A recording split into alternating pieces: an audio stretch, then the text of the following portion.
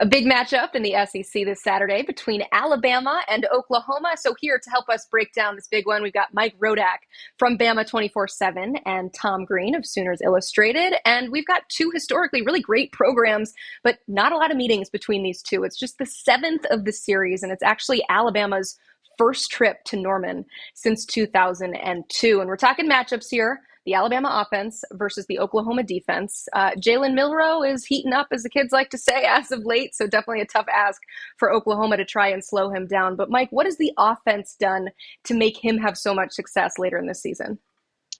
Right. It was a rough go for Jalen Milroe in the month of October. Alabama lost two of those games. And that game at Tennessee, the crowd noise was a big factor against this offense. And they did a much better job against LSU. They changed some things around. They had to guard, tap the center for the snap count. And obviously it helped as well that they went up to an early lead at LSU that got the crowd out of it. That place was empty by the end of the third quarter. So if Alabama can replicate that at Oklahoma, take an early lead, take the crowd out of it, obviously that will go a long way to helping Jalen Milroe. But offensively, Alabama really wants to take some off of the plate of Jalen Milroe. They don't want him dropping back 35, 40 times like he was at Tennessee. They want to mix in some design runs. They want him to see the field, but also if his first read, his second read's not there, just take off and run because he's that good of a runner. He showed that against LSU. This offense can be really good when he's running.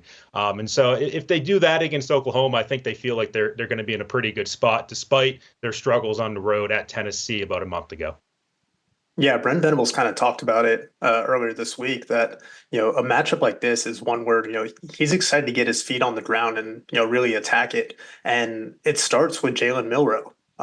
He's obviously a very talented runner, but I think for Oklahoma, the big thing for them is they can't let him beat them with his feet.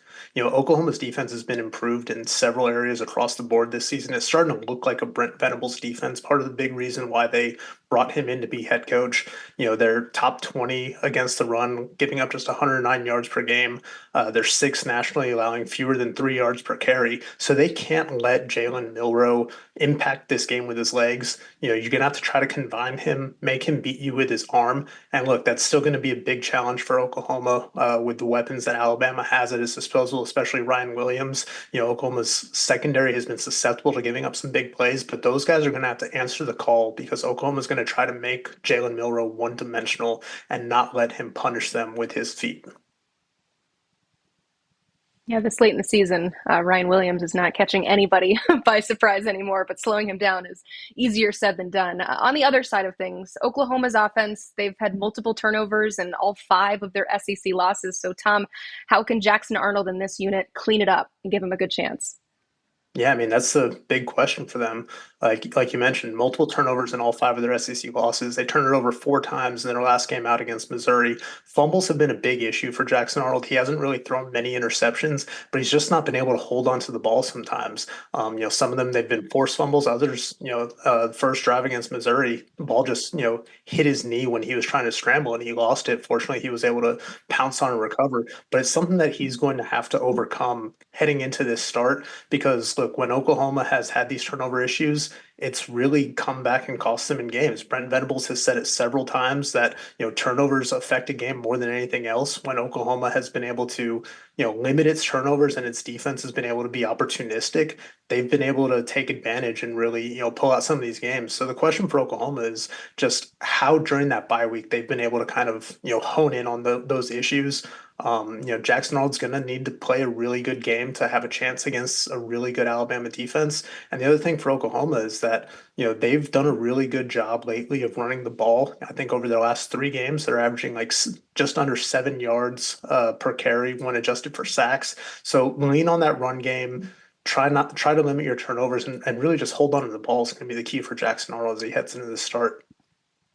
And for Alabama, I mean, this is a defense that really thrives off of forcing turnovers. This is the swarm D, as Kane Womack, the defensive coordinator, likes to call it. They forced multiple turnovers in many of their games this season.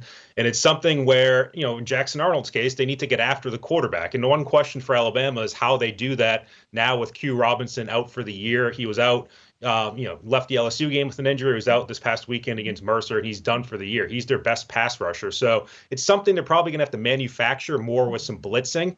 And I would expect him to blitz a lot. I mean, Oklahoma, I don't think is a team that Alabama's too afraid of getting beat deep in the passing game on. So they can really let loose up front and not just have one pass rusher, but have, 4, 5, 6 guys coming after Jackson Arnold. And as Tom mentioned, the running game is a question, I think, for Alabama. Defensively, they had some struggles against Tennessee with Dylan Sampson. They caught a break and not facing a starting running back at Missouri or a starting running back at LSU with both of those guys out with injuries. So we'll have to see how they fare on the road with the running game at Oklahoma.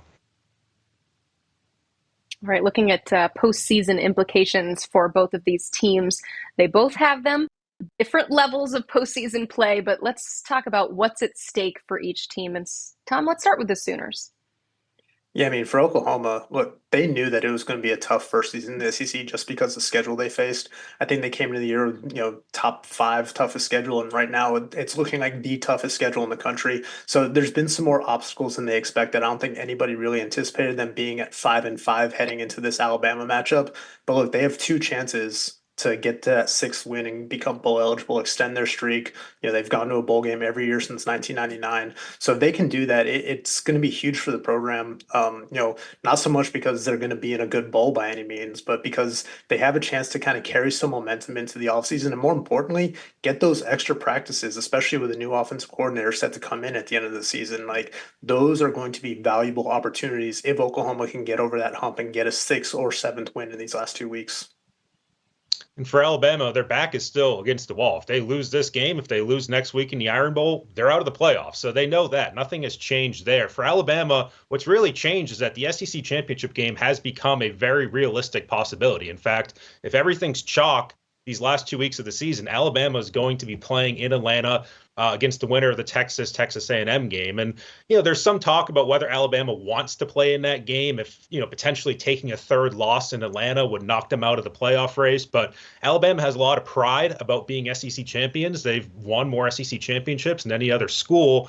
And that's something I think they're welcoming, is the chance to play in that game and the upside that would come along with potentially getting a top 4 seed and a first-round bye if they win that. Because otherwise, if they don't make the SEC championship game, they're probably having to go on the road in the playoffs, probably to a northern site like Indiana, Notre Dame, Ohio State. And I think they'd much rather play a game in a dome in Atlanta and make the SEC championship game. So winning this game, winning the Iron Bowl next week will most likely put them there.